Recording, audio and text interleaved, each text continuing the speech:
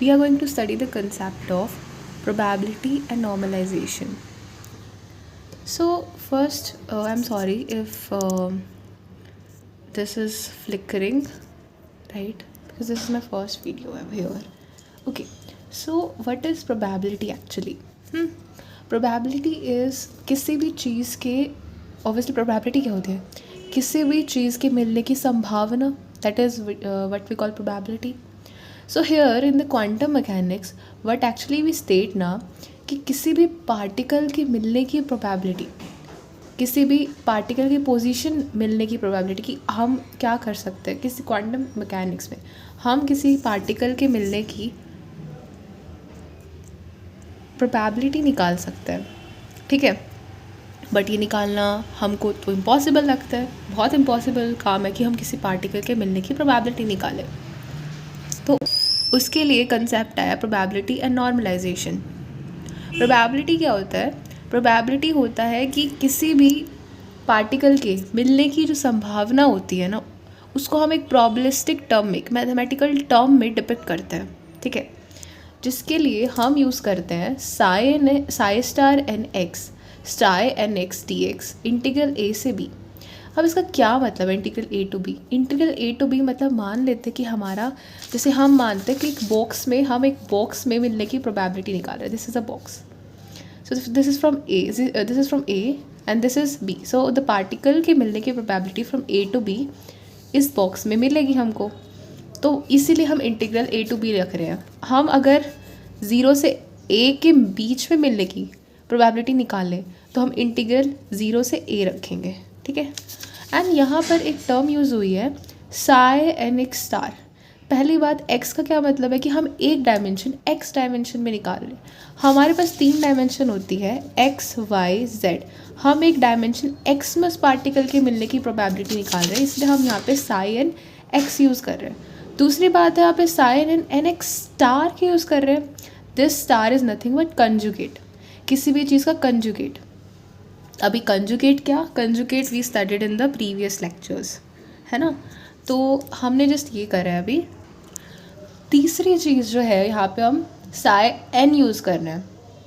अभी एन क्या है? एन है particle present in an state. किसी भी पार्टिकल जो एन स्टेट में प्रेजेंट है उसकी प्रोबेबिलिटी. मान लो पार्टिकल फर्स्ट स्टेट में प्रेजेंट है तो एन की जगह 1 आएगा. पार्टिकल सेकेंड स्टेट में प्रेजेंट है तो एन की जगह 2 आएगा. तो किसी भी पार्टिकल की मिलने की tendency from A to B हम क्या यूज़ करेंगे? अगर एक डायमेंशन में कर रहे हैं तो साई एन एक्स यूज़ करेंगे, और एन क्यू हम शो कर रहे हैं एन स्टेट में मिलने की प्रोबेबिलिटी. इतना समझ आ गया, राइट. अभी एक कंसेप्ट होता है प्रोबेबिलिटी डेंसिटी का. प्रोबेबिलिटी डेंसिटी क्या कहता है? प्रोबेबिलिटी डेंसिटी ये कहता है कि अगर हम साई का स्क्वायर करेंगे तो वो साई स्टार साई के इक्वल होगा, है ना. साई एन एक्स लिखा है यहाँ पे क्योंकि हम एन स्टेट में बात कर रहे हैं, और एक्स क्यों लिखा है? क्योंकि एक डायमेंशन एक्स में बात हो रही है, ठीक है.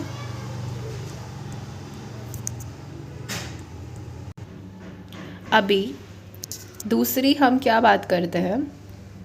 दूसरा कंसेप्ट है हमारा नॉर्मलाइजेशन, है ना. Probability we have done already. Now next is the second concept which is the normalization. अब नॉर्मलाइजेशन क्या होता है ना? नॉर्मलाइजेशन होता है कि अगर किसी पार्टिकल के मिलने की संभावना, अगर किसी पार्टिकल के मिलने की प्रोबेबिलिटी 1 हो तो वो फंक्शन नॉर्मलाइज्ड होगा. एंड नॉर्मलाइजेशन हम क्यों करते हैं? हमें प्रोबेबिलिटी 1 क्यों चाहिए? अगर किसी पार्टिकल की मिलने की प्रोबेबिलिटी 1 है ना, इसका मतलब ये होगा कि हम उस पार्टिकल को निकाल सकते हैं, हम उस पार्टिकल की एग्जैक्ट लोकेशन पता कर सकते हैं, है ना. बट अगर वो प्रोबेबिलिटी 1 नहीं होती है तो हम उसकी एग्जैक्ट लोकेशन, उसकी एग्जैक्ट प्रॉपर्टीज़, कि उसकी एनर्जी, उसकी पोजीशन, उसका वेव फंक्शन नहीं निकाल पाएंगे. तो अगर हमें क्या करना है, अगर हमें पढ़ना है ना, हमें क्या पढ़ना है? किसी पार्टिकल को पढ़ना है, उसकी लोकेशन जाननी है, उसके बारे में जानना है, तो हमें उसे नॉर्मलाइज करना पड़ेगा. अब आगे कुछ क्वेश्चंस आएंगे जिसमें क्या होगा, हम क्या निकालेंगे? हम प्रोबेबिलिटी निकालेंगे. बट हम क्या बोलेंगे? हमें पहले उस फंक्शन को चेक करना पड़ेगा वो नॉर्मलाइज है कि नहीं. अगर नहीं हो जाए ना नॉर्मलाइज, तो हम क्या करेंगे? उसको नॉर्मलाइज करेंगे, नॉर्मलाइजेशन कॉन्स्टेंट यूज़ करके. नहीं आई बात समझ में, इट्स ओके, अभी वी विल डिस्कस इट तो समझ आ जाएगा। अभी हमने यहाँ पे बात करी है कि हम बात करते हैं वेव फंक्शन की, ठीक है, linear combination of wave function, wave function का लीनियर कॉम्बिनेशन। वेव फंक्शन का लीनियर कॉम्बिनेशन का मतलब क्या है कि दो वेव फंक्शन एक साथ मिलके एक नया वेव फंक्शन बना रहे हैं। C1 and C2 are the coefficients of wave function 1 psi1 and wave function 2 psi2, okay. अब किसी कोई लीनियर कॉम्बिनेशन है वेव फंक्शन का, तो उस केस में हम प्रोबेबिलिटी कैसे निकालेंगे? हम psi1 एंड psi2 दोनों के कोफिशिएंट का स्क्वायर करके उसके मॉडुलस का स्क्वायर करके उसको 1 कर देंगे, है ना। अब ये बात समझ नहीं आएगी, पर ये देख लो, हमने इसका कोफिशिएंट लिया psi1 का, psi2 का कोफिशिएंट लिया, दोनों का स्क्वायर कर दिया, मॉडुलस निकाला और उसे 1 कर दिया। मॉडुलस आई थिंक सबको पता ही होगा, बट मैं फिर बता देती हूँ। जैसे हमारे पास 1 है, उसका मॉडुलस 1 ही होगा, -1 है तो उसका भी मॉडुलस 1 होगा। मतलब कोई भी मॉडुलस में अगर आ जाएगा तो अगर नेगेटिव साइन होगा तो वो पॉजिटिव बन जाएगा। मॉडुलस हमेशा पॉजिटिव क्वांटिटी ही आती है, ओके। ये आगे यूज़ होगा तो इसलिए मैंने बता दिया। दूसरा psi1 की प्रोबेबिलिटी जो है वो क्या होगा, कोफिशिएंट 1 का स्क्वायर। जैसे psi1 की प्रोबेबिलिटी क्या होगा, psi1 का कोफिशिएंट जो 1 है उसका स्क्वायर, उसका मॉडुलस। psi2 की प्रोबेबिलिटी क्या होगी, psi2 की प्रोबेबिलिटी होगी कि जो कोफिशिएंट C2 है उसके मॉडुलस का स्क्वायर, है ना। अभी हम ना कुछ प्रॉब्लम करते हैं, कुछ क्वेश्चंस करते हैं, ठीक है, बहुत इजी है। Let's do some questions, okay. First question है, जैसे हमारे पास दे रखा है साई जो है ना, साई वो 1/√2 psi1 प्लस 1/√2 psi2 है। तो हम प्रोबेबिलिटी निकालते हैं कि psi1 का जो कोफिशिएंट है उसके मॉडुलस का स्क्वायर प्लस psi2 के कोफिशिएंट के मॉडुलस का square, that is 1/2 plus 1/2, 2/2 equals to 1।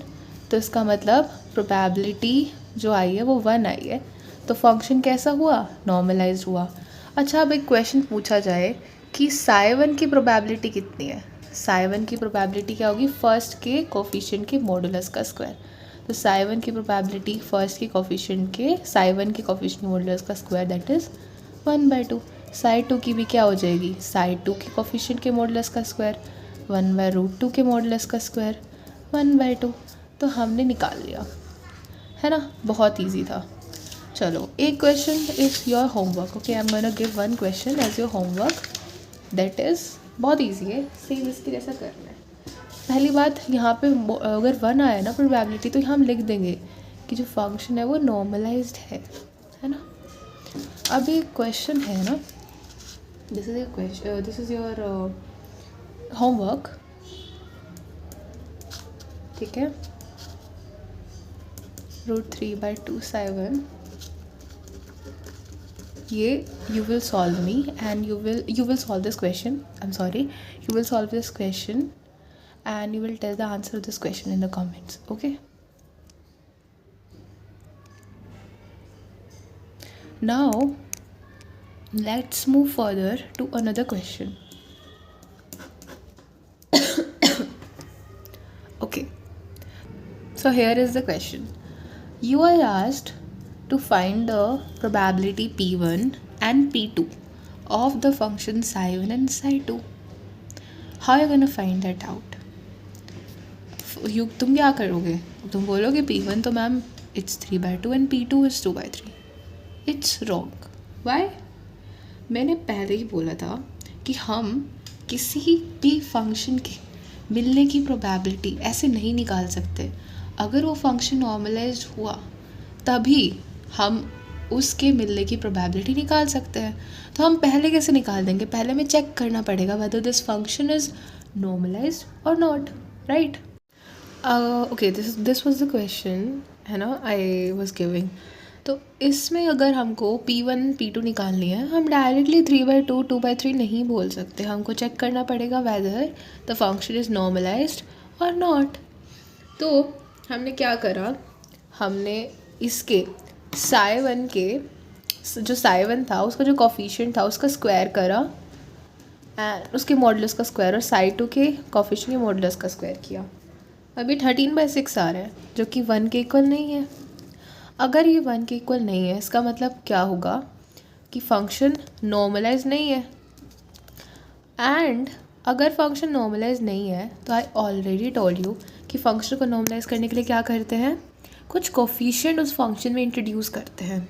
पहले उस कोफिशिएंट की इन फंक्शन में इंट्रोड्यूस करके उसकी प्रोबेबिलिटी जो है हम 1 को इक्वेट करके उस कोफिशिएंट को निकालते हैं और उसको वापस से वे फंक्शन में इंट्रोड्यूस करते हैं और फिर चेक करते हैं कि प्रोबेबिलिटी 1 आई अब क्या नहीं आती है तो नॉर्मलाइज होता है, नहीं आते तो उसका मतलब कुछ गलती करी है। वी हैव टू चेक कैसे होता है, ये समझ नहीं आ रहा।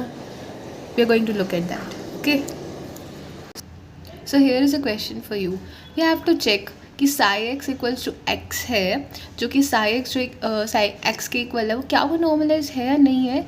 और हमको लिमिट दे रखी है 0 से x से 1, मतलब 0 से 1 दे रखी है लिमिट, है ना, x 0 to 1। तो चलो प्रोबेबिलिटी निकालते हैं। पहले हम चेक करें कि नॉर्मलाइज है कि नहीं है। ठीक है, हमने क्या किया, इंटीग्रल a to b तो 0 to 1 कर दिया। पहले मैं लिखती हूँ कि a to b Sai star n x Sai n x dx, ये होता है फॉर्मूला प्रोबेबिलिटी का, है ना। तो हमने क्या करा, हमने वही करा है। 0 से 1 दे रखा था, देखो अभी x का कंजुगेट करेंगे ना तो x का कंजुगेट भी x ही होता है। ठीक है, तो हम साई x इंटू एक्स कर देंगे, है ना, कि साई x तो x है। तो फिर हम क्या करेंगे, x का स्क्वायर dx, तो क्या आ गया ये 0 से 1 x³/3 आ गया। इंटीग्रल तो आता होगा ना, कैसे करते हैं, मान लो x की पावर कुछ भी है, जैसे 2 है तो हम क्या कर देंगे, हम उसको 1 से ऐड कर देंगे और नीचे यही जो चीज़ थी इसी को वापस लिख देंगे। ठीक है, तो ये आ गया, ये आ गया, है ना। तो हमने वो लिख दिया, हमने इंटीग्रल कर दिया इसका।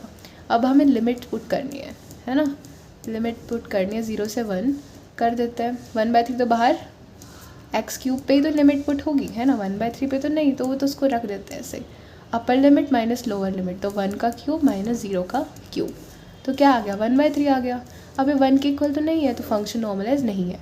अब हम फंक्शन को नॉर्मलाइज करेंगे, बहुत अच्छी प्रोसेस है, न्यू प्रोसेस है, मतलब न्यू प्रोसेस नहीं, मतलब for you it is going to be new thing, है ना। तो क्या करते हैं हम साई एक्स को ना किसी, मतलब x के इक्वल था बट हम एक कोफिशिएंट इंट्रोड्यूस करते हैं, कांस्टेंट इंट्रोड्यूस कर देते हैं उस x के साथ, मतलब उस फंक्शन के साथ।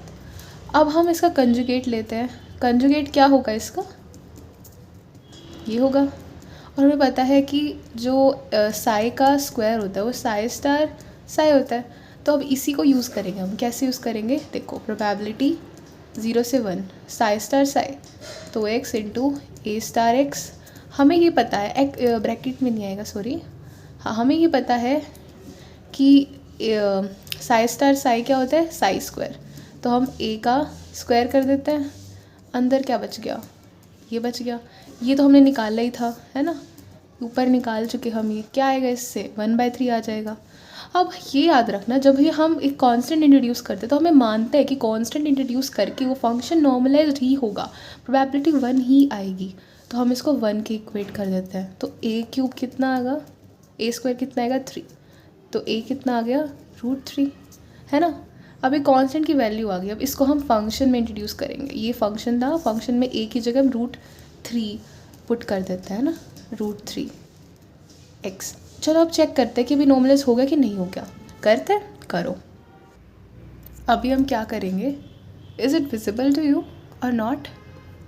तो अब हम क्या करेंगे, अब हम करेंगे प्रोबेबिलिटी निकालते हैं 0 से 1, कंजुगेट भी यही आएगा ना। तो अब हम क्या करेंगे, √3 into √3 is 3, it's a constant quantity, उसको बाहर रख सकते हैं कि नहीं रख सकते हैं, है ना, रख सकते हैं। तो चलो इसको बाहर रख दिया, है ना। इसका इंटीग्रल हमने पहले ही सॉल्व किया था, क्या आएगा x² था सॉरी, हाँ x³/3, है ना। इंटीग्रल था 0 से 1, तो हम क्या करेंगे, upper limit minus lower limit, क्या आएगा आंसर 1 ही आएगा, इसका मतलब फंक्शन नॉर्मलाइज हो गया। This is how we do it, right? Another question, इस क्वेश्चन में जो फंक्शन है हमें चेक करना नॉर्मलाइज है कि नहीं है, नॉर्मलाइजेशन कांस्टेंट की वैल्यू निकालनी है। डिफरेंस क्या है, ये linear combination of wave function है यहाँ पे, है ना। तो हमने लीनियर कॉम्बिनेशन में क्या कहा था कि दोनों वेव फंक्शन के जो कांस्टेंट है उनका मॉडुलस का स्क्वायर 1 के इक्वल आएगा तो वो नॉर्मलाइज है कि नहीं, तो नहीं। दोनों के कॉफिशिएंट के मॉडुलस लिया, कॉफिशिएंट के मॉडुलस लिया, उसका स्क्वायर करा तो वो 1 के इक्वल नहीं है, मतलब फंक्शन नॉर्मलाइज नहीं है। नॉर्मलाइज करने के लिए हमको एक कांस्टेंट इंट्रोड्यूस करना पड़ेगा, तो हमने यही वेव फंक्शन लिखा, ये लिखा, एक कांस्टेंट इंट्रोड्यूस कर दिया n, ये लिखा, कांस्टेंट इंट्रोड्यूस कर दिया n। अब ये पूरी टर्म एक हो गई और एक पूरी टर्म एक हो गई, क्योंकि ये कांस्टेंट है तो ये भी कोफिशिएंट होगा। फिर से हमने दोनों का स्क्वायर किया, हमें पता है इस टाइम हम क्या करेंगे, हम इक्वल टू 1 रखेंगे, है ना, क्योंकि हम कांस्टेंट रिड्यूस करने के बाद बोलते हैं कि अब तो ये इक्वल टू 1 ही होगा, अब तो नॉर्मलाइज हो गया है ना, हम एज्यूम करते हैं ऐसा। तो हमने इक्वल टू 1 किया और n स्क्वायर से हमने n की वैल्यू निकाल ली। अब यही वैल्यू हमने n की जगह पुट कर दी, है ना, दोनों में पुट कर दिया, वही वेव फंक्शन है, बट यहाँ पे n था तो उनकी जगह हमने ये कांस्टेंट निकाला था वो प्लेस कर दिया, और हमने चेक किया अभी नॉर्मलाइज होगा कि नहीं होगा। न्यू वेव फंक्शन आया, हमने उसकी प्रोबेबिलिटी चेक करी, दोनों कांस्टेंट के स्क्वायर का सम, मॉडुलस के स्क्वायर का सम, तो जो वो 1 आया, इसका मतलब प्रोबेबिलिटी 1 है तो वो फंक्शन नॉर्मलाइज है। अब कोई पूछे psi1 की अगर हम प्रोबेबिलिटी निकालें तो क्या होगी, वो उसके कांस्टेंट होगा, है उसके कांस्टेंट के मॉडुलस का स्क्वायर, तो हमने लिख दिया। वैसे इसके psi2 की भी कांस्टेंट के मॉडुलस का स्क्वायर हमने लिख दिया। Now this question, another question I have, this is your homework, okay, you have to solve it. You have to find out P1 and P2 and you have to check whether this function is normalized or not. Okay, now let's move further to particle in 1D box, and for that we have to study the Schrödinger wave equation. उसके बिना तो कुछ नहीं होगा, है ना, तो let's move further. Okay, तो Schrödinger